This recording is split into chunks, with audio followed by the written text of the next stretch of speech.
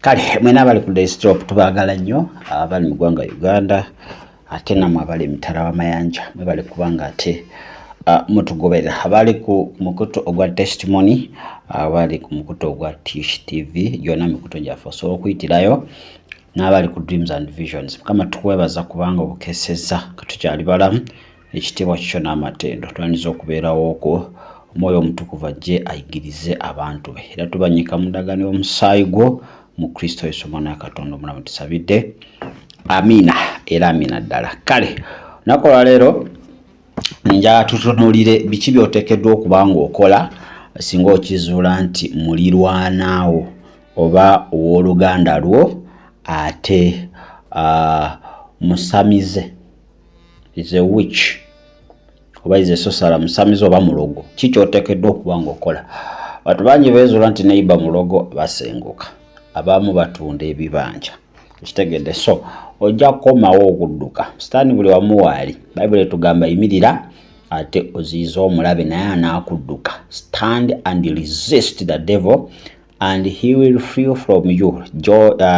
James 4:7. Kakati biki by'oteekeddwa okuba ng'okola ng'omwana wa Katonda ab'ensi balina methods ezaabwe wakizuula nti neighbor mulogo naye ng'agenda aloga kitegedde naye kati gwe ng'omwana wa Katonda waliwo ate emitendera egy'enjawulo egitali gyansi gy'oyinza okuba nga ate oyitamu nosobola okuba nga weŋŋaŋŋa embeera eyo ate n'ogivuunuka n'otuuka ku buwanguzi. Kisookera ddala okubanga ovaamu okutya okutya kulina okuba nga kukuvaamu kubanga bano abalogo bo bwe batyo bateekateeka okutiisatiisa obulamu bwo.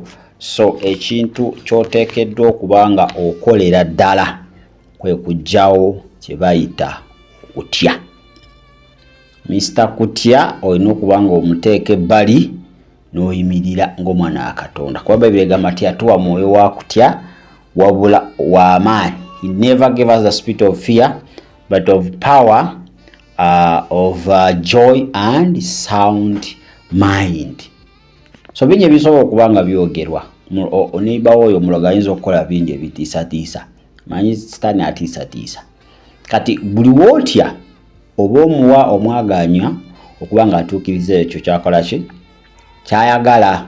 Singa twali mu kyalo omuntu nga tomusobola naye ng'oyogera ebigambo ebimukankanya n'oyogera bino nja kukuba nkuyiwa amannyo biki wali ebigambo ebyo bitera okwogerwa wano ekyokulabirako yali Golola Moses yali ayogera ebigambo ebikangakanga naye ate nga kituuka ku bikolwa ate nga oluusi biyinza obutalabika byayogedde. So n'abalogo bwe batyo boogera ebigambo ebikanga n'olowooza nti agenda kuba nga atakoze ki akumalawo naye ky'oteekeddwa okuba ng'okola tolina kuba nakutya mu ggwe munda. Buli woogoba okutya mu ggwe munda kitegeeza omulabe oba omuziyiza kubanga okutya ate kirabo kya sitaani kyatambula nakyo oba mpisooye ajja kuba abo bayagala okuba nga ate asaanyaawo. Kale ojja kusoma Zabbuli eya 23 ate n'olunyiriri olwokuna. Bayibuli egamba etya egamba newankubadde ntambula mpita mu kiwonvu eky'okufa sijja kutya kabi konna kubanga oli wamu nange omugogo n'olugga lwo ate byebikola ki they comfort me byebimbudabuda oba byebinkomyawo. So oyinza okuba nga oli kuyita mu kaseera kazibu ne neighbor oyo oba n'owooluganda lwolwo ng'akuloze kuva nga okyalina mu lubuto lwa maama paka kati naye vaamu okutya yimirira. Ekyandiko ekyokubiri kyoyinza okusoma Isaaya 41 ate olunyiriri olw'10 olw'13 lugamba lutya lugamba we luti for I the Lord your God will hold your right hand saying to you fear not I will help you. Nti Mukama Katonda wo anakukwata ku mukono ogwa ddyo n'akugamba nti totya kubanga nja kukuyamba. So oyo ye Mukama Katonda wo ajja kukuyamba kulwanira olutalo olwo era ojja luwangula. Ekyokubiri ky'oteekeddwa okukola have an active godly altar beera n'ekyoto eky'obwa Katonda ate ekikola bamu balina ebyoto nga bikola lumu mu mwezi oba bikola lwobadde n'ebizibu kirina okuba nga kikola buli lunaku. Kubanga oli omulogo ekikye tekizikira. Kizibu omulogo ekyoto ky'okuzikira nebiba biganye asigala aseesaamu. Kati naawe okumuwangula olina okuba n'ekyoto ate ekyaka eky'Obwakatonda. Ku kyoto okwo kuyogera ne Mukama, kwakulagirira ebikulu, kwakubikkulira enkwe z'omugerengetanya n'ebintu ebirala bingi. Ojja kusoma ekitabo kya Okuva 2 ate ojja kutegeera kikitwogerako. Ensonga ey'okuna olina okuba nga obeera mu bulamu obusabi. Live a prayerful life. Obulamu bwo bwonna olina okuba nga oli musabi okusobola okuba nga weŋŋanga ate omulogo. Bw'oba nga toli musabi teri ngeri yonna gy'osobola kuba nga owangulamu mulogo. Olina okuba nga oli musabi. Ng'oli musabi. Kati bamala kukulagira ng'omanyi kyekitegeeza okusaba. Kubanga omukusaba mwe tujja amaanyi, okusaba mwe tuyimusiriza okukkiriza kwaffe, okusaba mwe twogerera ne Katonda. So bingi ebisobola okuba nga bikuyamba kasita obeera nga oli muki, oli musabi. Ojja kusoma Abasasalonika ekisooka 5 ate n'olunyiriri olw'16 paka ku lunyiriri olw'18. Agamba rejoice always, pray without ceasing, in everything give thanks, for this is the will of God in Christ Jesus for you. Mu buli mbeera yonna beera musanyufu oba jaguza, saba obutakoowa. Weebaze Mukama kubanga kwe kwagala kwa Katonda mu Mukama waffe Kristo Yesu. Kitegedde olina okuba nga oli musabi. Eyokuna exercise the authority. Olina okuba nga ate omanyi okukozesa obuyinza Mukama waffe Yesu Kristo bwe yakola ki, bwe yatuwa. Bali bakozesa obuyinza bwa Sitaani ne bakuloga ne bakola buli kimu. Kaakati naawe olina ow'amaanyi asinga. Bo baagala okuloga tebajja wa Yesu, baagala okuloga bagenda wa Sitaani. Kaakati naawe olina okugenda wa Yesu okozesa obuyinza bwe yakuwa osobola okuba nga weŋŋanga omulogo oyo. Ojja kusoma Matayo 28:18 agamba obuyinza bumpeereddwa mu ggulu ne ku nsi. Oyo alina obuyinza bwonna. Osome Luka 10:19 laba baamaanyi n'obuyinza okulinnya ku misota n'enjabe ez'obusagwa n'amaanyi gonna ag'omubiri tewabeewo kabi konna kanaabatuukako. Osome Isaaya 5:17 teri kyakulonsa kyonna ekiweeseddwa ekinaalaba omukisa na bululimi olunaagolokoka lunaanenyezebwa. So olina okuyimirira mu buyinza. Buli wobeera ne neighbour nga mulogo, buli wobeera ne mu kika nga mulimu omulogo, olina okukozesa obuyinza obwakuweebwa ate Mukama waffe Yesu Kristo.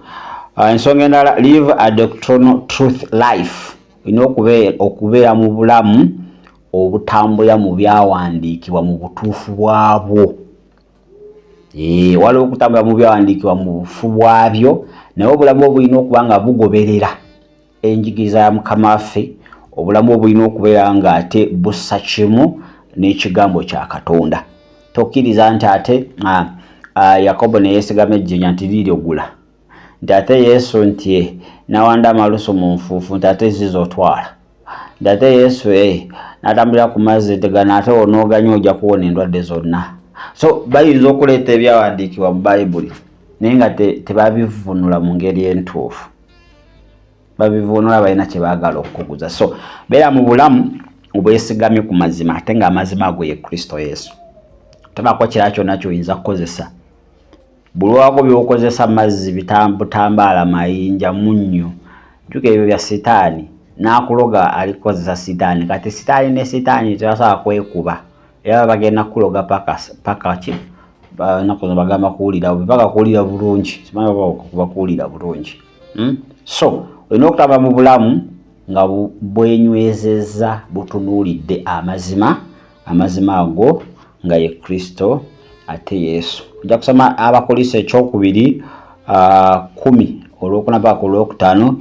Ebyokulwanyisa byaffe si bya mubiri na musaayi wabula by'amaanyi okumenya ebigo. Kitegedde. So olina okutambulira mu bulamu obwo obw'amazima. ensonga endala love the truth olina okuba nga oyagala amazima. Olina okuba nga oyagala amazima. Bwe bakugamba nti ago amazzi tegakula oyo sitaani yennyini gegaba amazima gatwale. Ekizibu kye tulina omulembe guno we hate the truth and we love the lies. Tukyawa amazima ne twagala obulimba. Kituukirizibwa ekyanikwa ekiri mu Timoseewo nti mu biro eby'oluvannyuma okwagala kw'abangi kuliwola. Baali boogera kwagala kw'ekkanisa si kwansi. Abantu bajja kuba nga baagala ebyo ebibanyumira.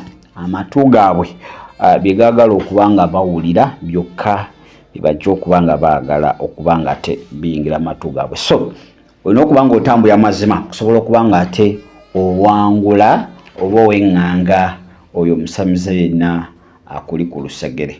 Ojja kusoma Abasasalonike ekyokubiri, 2 Thessalonians chapter number 2 verse number 9 to verse number 10. Ojja kuba nga ate osoma ekyawandiikibwa ekyo kijja kuba nga ate kikukolera ddala bulungi nnyo. Kale ensonga endala, be obedient to God, beera mugonvu muwulize eri Katonda. Bano abakuloga bawulize eri sitaani, era sitaani kyamugamba akikolerawo. Tabuuza eri wa sitaani, tebabuuza mbu lwaki ate lwaki sikozesako eno method, why, when, how, where. Eyo biri eno ewa Katonda, where people ask God irrelevant questions. Who are you to question God? Tolina. Katonda kyagamba kyonna he knows. Amanyo enkomekerezaayo from the beginning. Okitegedde amanyi buli kimu. Jeremiah 29:10 agamba I have good plans for you. Katonda talinako pulaani mbi, sitaani yalina pulaani mbi gy'oli. So Mukama buli kyagamba olina okuba nga okola ki?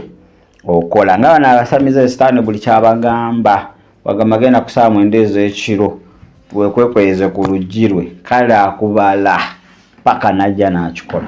Tafaayo binaddirira oba banaamukwata oba ki, ye making sure ajja n'akola ekyo omusamize kyamugambye. Ati naawe Mukama gazuka ku mwendo osabe, ate empewo manya mpuyamu olwasima, manya ate ebbugu mulingi, manya ate njezuka ku 10, manya ate enjala. Ebyo ng'oli gwe bagambye ye ali ku bulindaala teyeebaka atunula ku ssaawa, baba bajja kukuloga mwana wange nkubuulire. Kale olina okuba nga oli muki, oli obedient God, akubanga Bayibuli etugamba nti omujeemu oba obujeemu bwefaananyirizanga ki? Rebellion is like witchcraft. Osoma ekitabo kya Samwiri ekisooka 15:23 15:23